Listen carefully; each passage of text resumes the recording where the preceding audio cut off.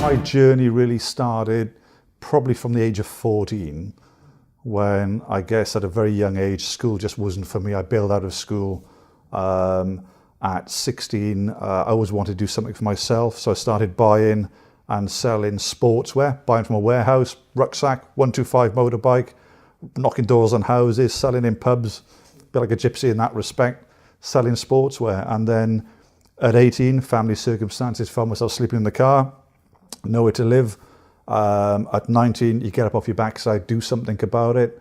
Reversing a bit, at 18 and a half, I got a job on commission only in the insurance industry. And from there, I thought, well, I'm working for half the commission. I could earn it all. At 19, started my own business. I treat business like MMA because I come from a martial arts background, and if it wasn't for martial arts, I don't think I'd be doing what I do now, because it built my confidence, etc. And in my business modeling and philosophy, I introduce martial arts quite a lot. People don't realize it, but that's what I do. Mindset is extremely important, because with the wrong mindset, then you approach things in the wrong manner and ultimately end up doing the wrong things. And I spend a lot of my time, whether it's trying to convince, change, and say the right words, people's mindset. Because the one thing that really frustrates me is a closed mind and a very linear mind. You know, so trying to encourage people to keep open to the possibilities of the world. AI and superintelligence excite me. They don't necessarily worry me. And again, because of most people are a closed mind in their approach, I believe that the human mind has endless possibilities. And if you look at technology around us right now, you look at the smartphones, the advancement of robotics, the AI and superintelligence, and then you've got the nanobots and everything else. I believe that all of these things are coming in to take away the low-level tasks of the human species, whether that is hoovering the floor or whether it's doing something basic in the workplace, so that our minds can evolve into some more superior form to take on the bigger challenges of the planet will end one day and we need to get off the planet somewhere else. Look, everybody works hard. It's important to celebrate success because we all work hard. And how do we get our rewards? And we all go through phases of building our ego. Hey, look at my flash car. Even if you can't afford it, you've got a flash car, a Bentley, a Lamborghini or something.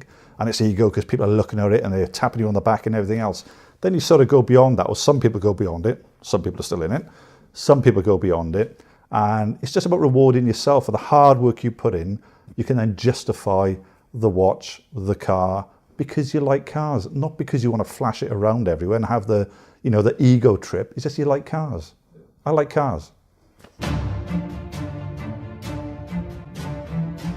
I'd probably consider myself, and this isn't ego, I'd probably consider myself a bit more unique than the average person. And I'm not super successful. I'd probably consider myself as a success, however you interpret success. Not super successful, but also not on the lower end of the scale either. I learn from everybody, and it's a bit of a cliche, but I learn from everybody. I pick up on words, I pick up on phrases, I pick up on movements, and I learn something from literally everybody. And it may sound a bit of a cliche, but it's fact. I've never had a mentor. I've never wanted one. I've never felt the need for one. I don't go to seminars. I don't go to events.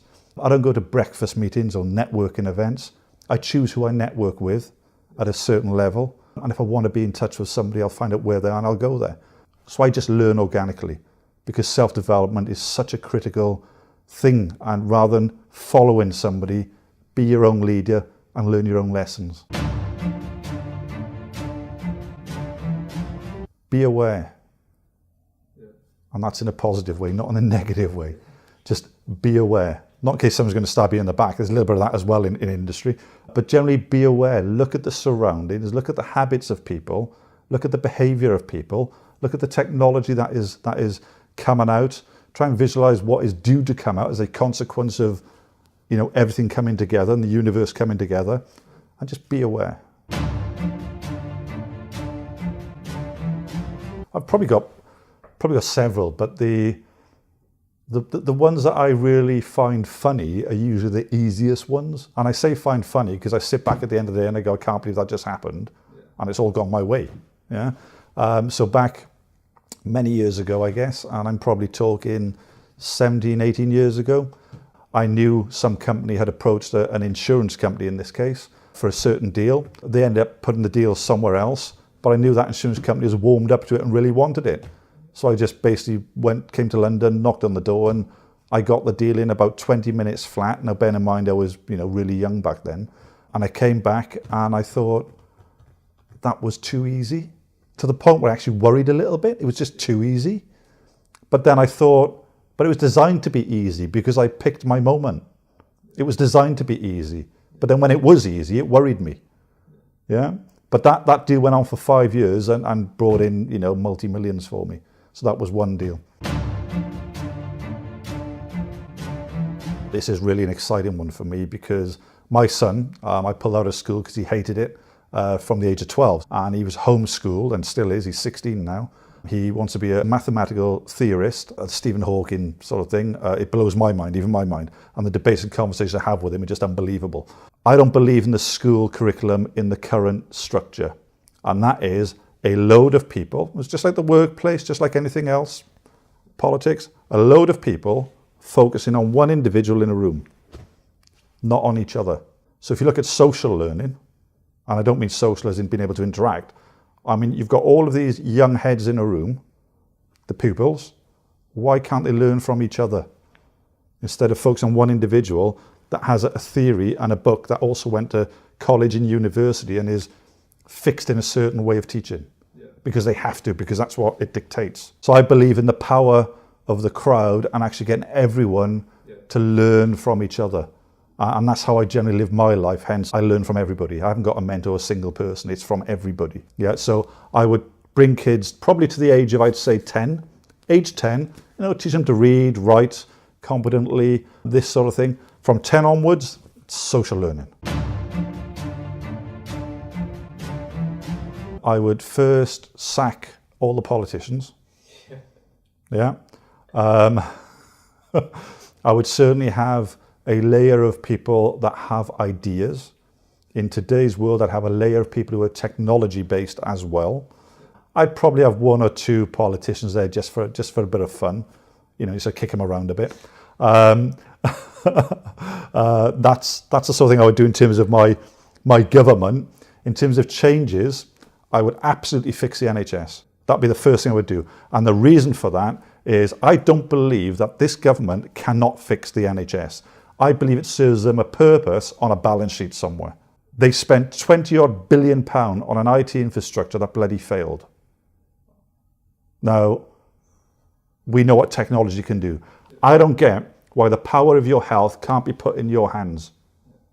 I don't get it. Why you can't have your dental records, your health records, any other records, which belong to you, by the way, in your hand.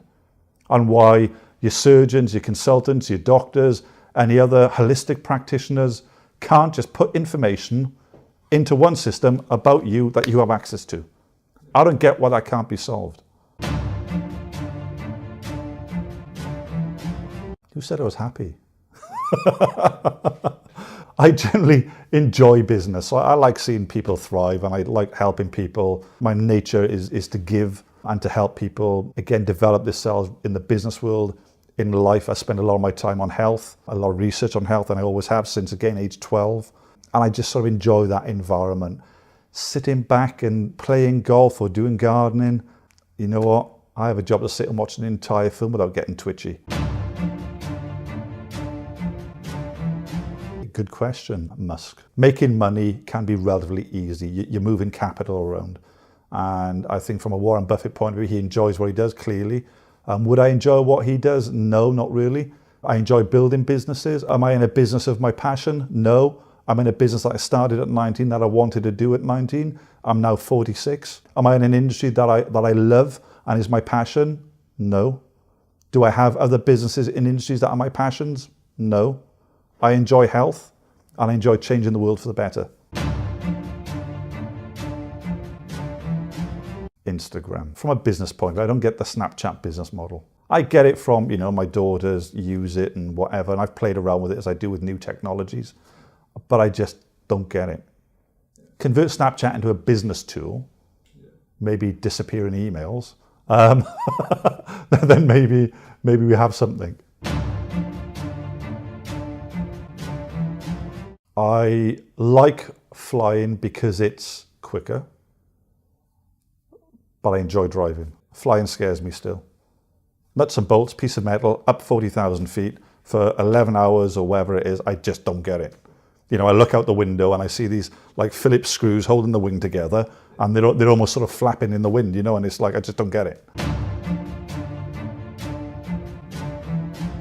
Trump. I put my money on him. because he's a trader. He knows how to do a deal because he's a businessman. He knows how to do a deal, and he's a trader, and he comes across as real.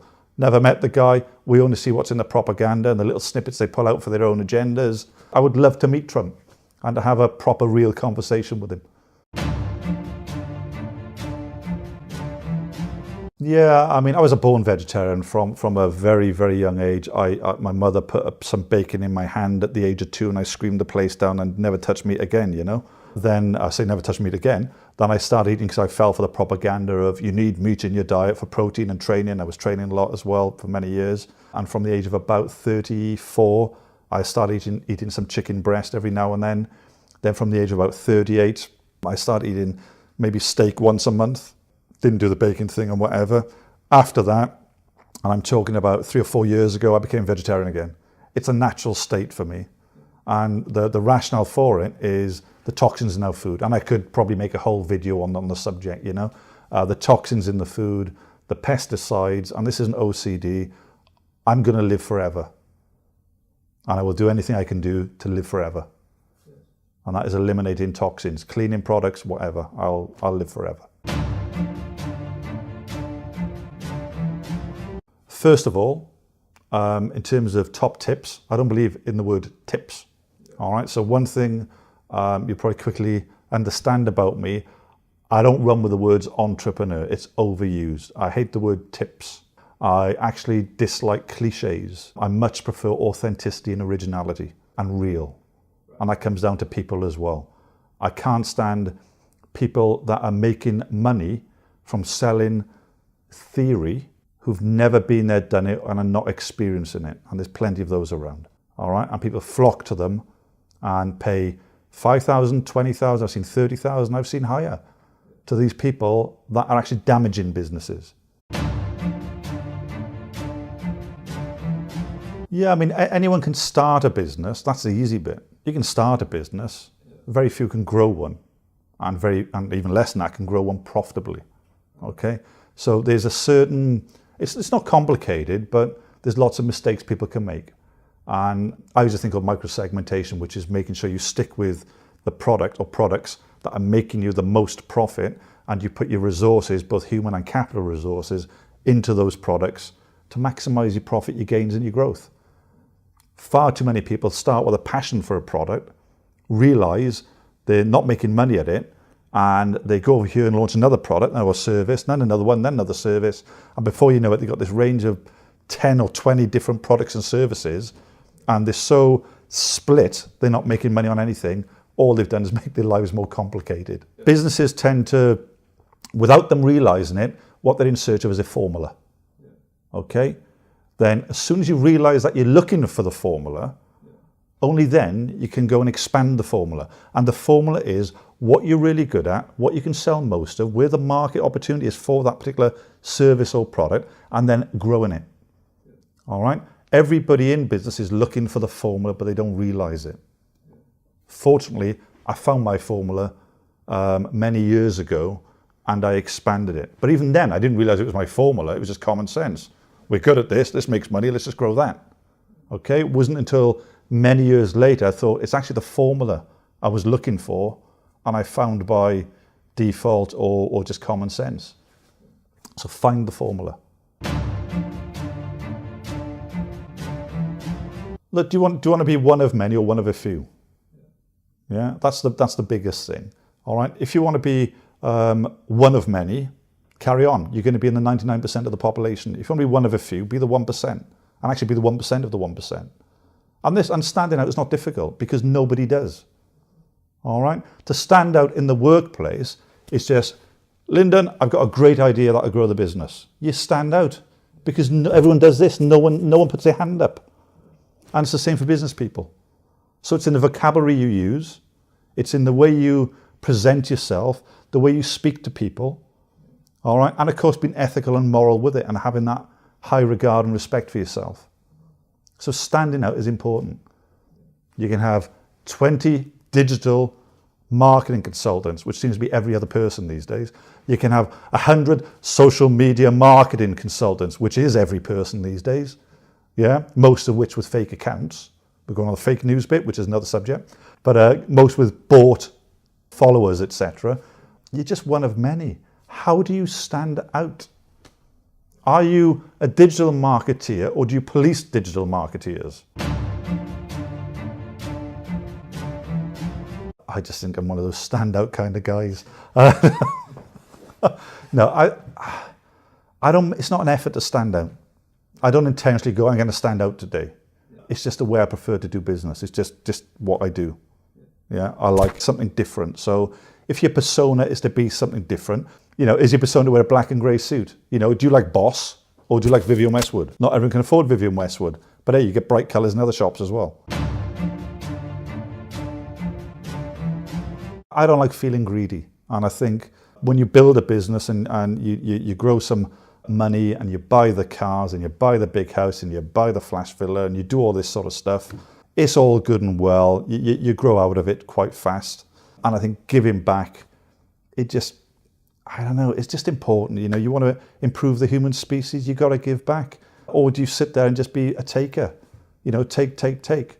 Yeah, make money, but I'll buy cars for myself when there's so much suffering going on. And there are so many things in the world that need to be solved. And for me, it's about health. In particular now, it's about cancer. And I support and I'm ambassador for a stem cell research to do with the gut and stem cells. And that's where I spend, my spare time. I tend to spend a fair bit of time on Twitter. So it's @LyndonX. They can find me through lyndonx.com. They can find me through there. If you're not on Twitter, maybe LinkedIn, or maybe just see me around somewhere. I'm not going to die, unless you're gonna kill me or something. My final words. No, not really. Not my last words are just listen to people and observe. Unless you're observing your surroundings, you can be local, you can be your area. You can be UK, you can be global, or you can be the universe, or you can be the multiverse. What do you want to be?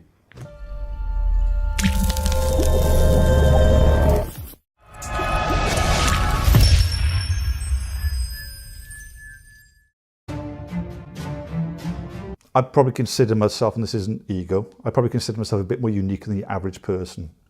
And I'm not super successful. I probably consider myself as a success, however you interpret success. Not super successful, but also not on the lower end of the scale either. I learn from everybody, and it's a bit of a cliche, but I learn from everybody. I pick up on words, I pick up on phrases, I pick up on movements, and I learn something from literally everybody. And it may sound a bit of a cliche, but it's fact. I've never had a mentor. I've never wanted one. I've never felt the need for one. I don't go to seminars. I don't go to events. I don't go to breakfast meetings or networking events. I choose who I network with at a certain level. And if I want to be in touch with somebody, I'll find out where they are and I'll go there. So I just learn organically, because self-development is such a critical thing. And rather than following somebody, be your own leader and learn your own lessons. Be aware. And that's in a positive way, not in a negative way. Just be aware. Not in case someone's going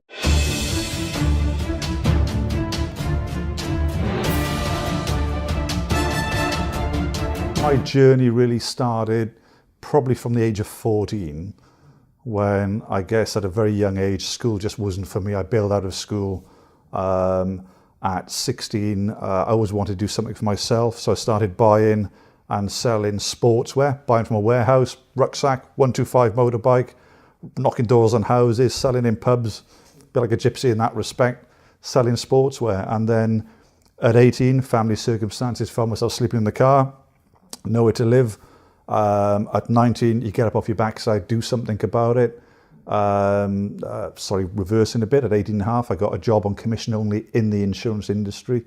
And from there, I thought, well, I'm working for half the commission. I could earn it all. At 19, started my own business. I treat business like MMA because I come from a martial arts background, and if it wasn't for martial arts, I don't think I'd be doing what I do. And then you've got the nanobots and everything else. I believe that all of these things are coming in to take away the low-level tasks of the human species, whether that is hoovering the floor or whether it's doing something basic in the workplace, so that our minds can evolve into some more superior form to take on the bigger challenges of the planet will end one day and we need to get off the planet somewhere else. Look, everybody works hard. It's important to celebrate success because we all work hard. And how do we get our rewards? And we all go through phases of building our ego. Hey, look at my flash car. Even if you can't afford it, you've got a flash car, a Bentley, a Lamborghini or something. And it's ego because people are looking at it and they're tapping you on the back and everything else. Then you sort of go beyond that, or some people go beyond it. Some people are still in it. Some people go beyond it. And it's just about rewarding yourself for the hard work you put in. You can then justify the watch, the car, because you like cars, not because you want to flash it around everywhere and have the ego trip. It's just you like cars. I like cars. I do now because it built my confidence, etc. And in my business modeling and philosophy, I introduce martial arts quite a lot. People don't realize it, but that's what I do. Mindset is extremely important because with the wrong mindset, then you approach things in the wrong manner and ultimately end up doing the wrong things. And I spend a lot of my time, whether it's trying to convince, change, and if they're the right words, people's mindset.